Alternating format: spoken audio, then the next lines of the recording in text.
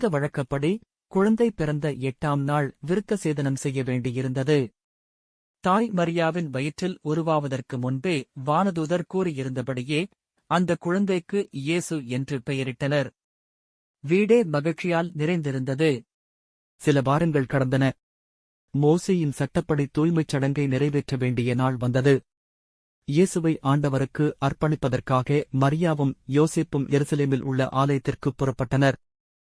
ஏனெனில் ஆண் தலைப்பேறு அனைத்தும் ஆண்டவருக்கு அர்ப்பணிக்கப்பட வேண்டும் என்று அவருடைய திருச்சட்டத்தில் எழுதியுள்ளது.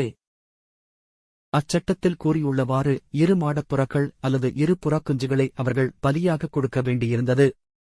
மரியாவும் யோசேப்பும் தாழ்மையுடன் அதைக் கொண்டு வந்தனர். எருசலேமில் சிமியோன் என்றொருவர் இருந்தார். அவர் நேர்மையானவர், இறைப்பற்று கொண்டவர். இஸ்ரேலுக்கு வாக்களிக்கப்பட்ட மீட்பருக்காக ஆவலுடன் காத்திருந்தவர். தூய ஆவி எப்போதும் அவருடன் இருந்தது.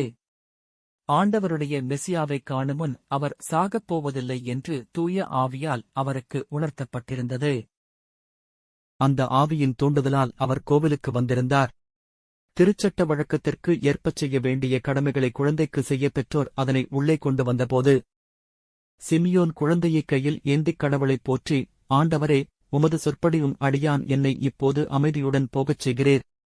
ஏனெனில் மக்கள் அனைவரும் காணுமாறு நீர் ஏற்பாடு செய்துள்ள உமது மீட்பை என் கண்கள் கண்டுகொண்டன. இம்மீட்பை பிற இனத்தாருக்கு வெளிப்படும் அருளும் ஒளி, இதுவே மக்களாகிய இஸ்ரவேலுக்குப் பெருமை என்றார். குழந்தையை குறித்து கூறியவை பற்றி அதன் தாயும் தந்தையும் வியப்புற்றனர். சிமியோன் அவர்களுக்கு ஆசிகூறி அதன் தாயாகிய மரியாவை நோக்கி, இதோ, இக்குழந்தை இஸ்ரேல் மக்களுள் பலரின் வீழ்ச்சிக்கும் எழுச்சிக்கும் காரணமாக இருக்கும், எதிர்க்கப்படும் அடையாளமாகவும் இருக்கும். இவ்வாறு பலருடைய மறைவான எண்ணங்கள் வெளிப்படும்.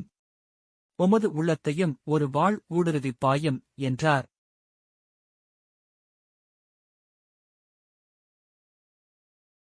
ஆசேர் குலத்தைச் சேர்ந்த பானுவேலின் மகளாகிய அன்னா என்னும் இறைவாக்கினர் ஒருவர் இருந்தார். அவர் வயது முதிர்ந்தவர், மணமாகி 7 ஆண்டுகள் கணவரோடு வாழ்ந்தபின் கைம்பெண் ஆனவர். அவருக்கு வயது 84. அவர் கோவிலை விட்டு நீங்காமல் நோன்பிருந்து மன்றாடி அல்லும் பகலும் திருப்பணி செய்து வந்தார். அவரும் அந்நேரத்தில் அங்கு வந்து கடவுளைப் புகழ்ந்து எருசலேமின் மீட்புக்காக காத்திருந்த எல்லாரிடமும் அக்குழந்தையைப் பற்றிப் பேசினார். ஆண்டவருடைய திருச்சட்டப்படி எல்லாவற்றையும் செய்து முடித்த பின்பு அவர்கள் கலிலேயாவிலுள்ள தங்கள் ஊராகிய நாசரேத்துக்கு திரும்பிச் சென்றார்கள்.